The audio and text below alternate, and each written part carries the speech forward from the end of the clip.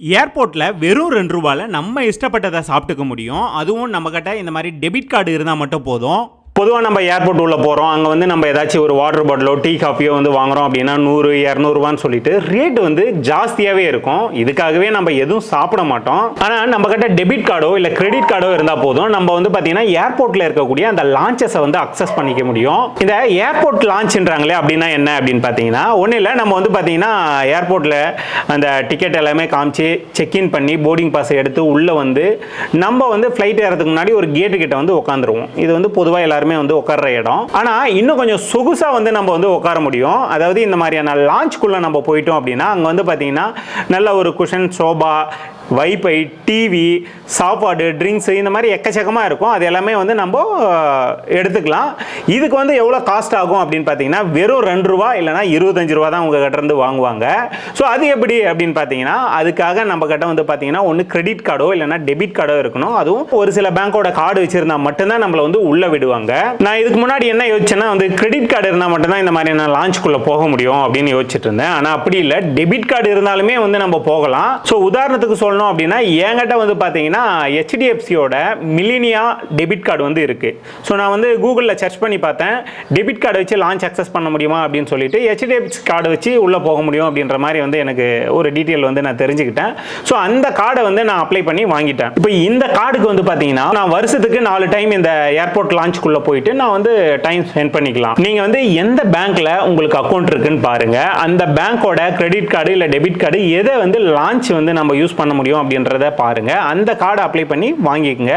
ஒரு சில கார்டுக்கு 6 டைம், 8 டைம், ஏன் 12 டைம்லாம் கூட வருஷத்துக்கு வந்து லான்ச் அக்சஸ் பண்ணுற மாதிரி வந்து கொடுக்குறாங்க.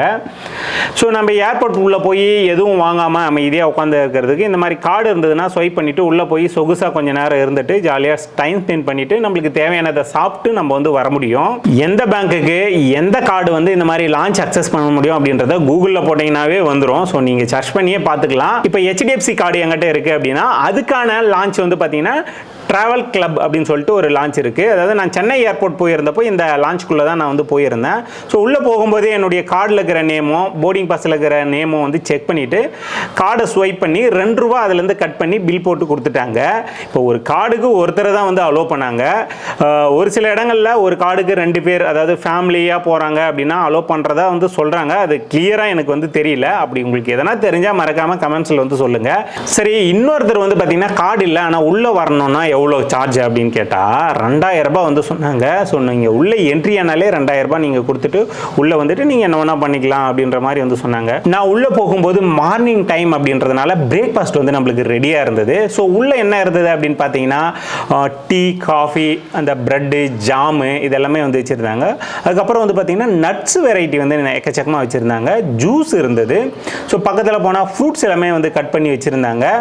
சூப்பு வேறு வச்சுருந்தாங்க. இது பக்கத்தில் வந்து பார்த்தீங்கன்னா இட்லி, பொங்கல், வடை, சட்னி, சாம்பார், முட்டை, சிக்கனு, அதுக்கப்புறம் வந்து கிரேவி, அப்படியே இந்த பக்கம் பார்த்தீங்கன்னா ஜூஸ் ஐட்டம்னு சொல்லிட்டு எக்கச்சக்கமாக வச்சுருந்தாங்க. ஸோ நம்மளுக்கு காலையில் டைம் ஃப்ளைட்டில் போகிறோம் அப்படின்றதுனால லைட்டாக வந்து கொஞ்சம் சாப்பிட்டுட்டு அங்கே வந்து டைம் ஸ்பெண்ட் பண்ணியிருந்தேன்.